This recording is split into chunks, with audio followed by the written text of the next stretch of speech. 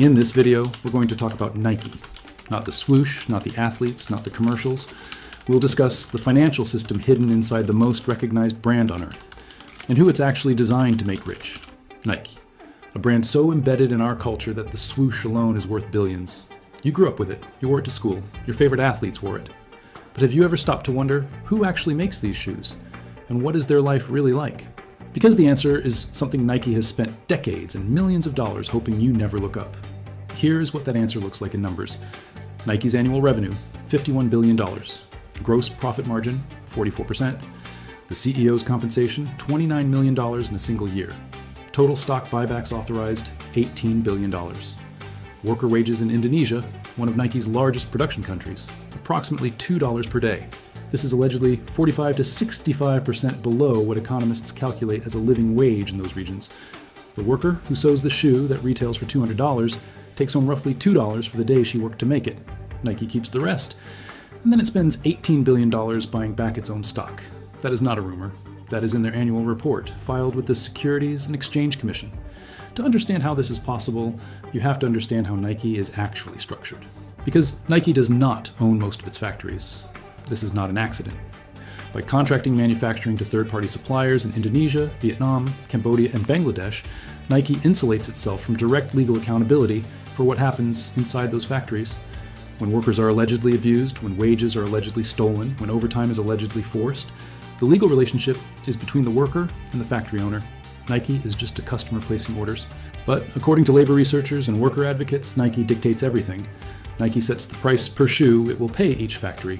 It sets the production quotas. It controls the timeline.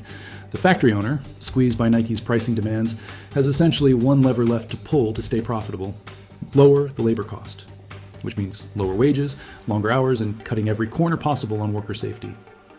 The Clean Clothes Campaign, an international labor rights organization, documented this in detail. They found that in 2017, the share of production costs that ended up in a worker's pocket had dropped to 2.5%, down from 4% in 1995. Nike got bigger, revenues went up, profits went up, the CEO's pay went up, and the workers' share of what they produced went down. A ProPublica investigation published in early 2026 found that over the past decade, Nike allegedly shifted its factory footprint in Indonesia away from higher wage areas near Jakarta, toward lower cost regions in central Java, where minimum wages are 45% lower and union presence is weaker. In other words, as wages rose where workers had organized and fought for better pay, Nike allegedly moved its orders to places where workers hadn't organized yet. Workers at one central Java factory told ProPublica that a manager there repeatedly screamed at and intimidated workers. Hundreds of workers signed petitions asking for him to be removed. Factory leadership failed to act. One woman who worked under that manager told reporters, and we are quoting directly here, "Working like that feels like you're in hell." In 1998, after years of boycotts, protests at universities, and devastating media exposure, including a Life magazine photograph of a 12-year-old Pakistani boy allegedly sewing a Nike soccer ball, Phil Knight gave a famous public speech. He admitted that conditions in Nike's factories were not acceptable. He promised change. He raised minimum wages for workers in Indonesia. He committed to improving air quality inside factories, and he launched something called the Fair Labor Association, a nonprofit, co-founded and partially funded by Nike, to monitor factory conditions going forward. The coverage was largely positive. Nike had shown contrition. It had created an institution to self-police. In business school case studies, this is often cited as a masterclass in corporate reputation management. But here's what happened next. A 2019 report called Tailored Wages found that Nike could not guarantee that a single worker in its supply chain was being paid a living wage, not one. 21 years after Knight's promise. And critics of the Fair Labor Association argued from the beginning that its board was largely controlled by brands, not workers, making it a tool for public relations rather than genuine labor reform. Nike disputes this characterization. The fundamental math did not change.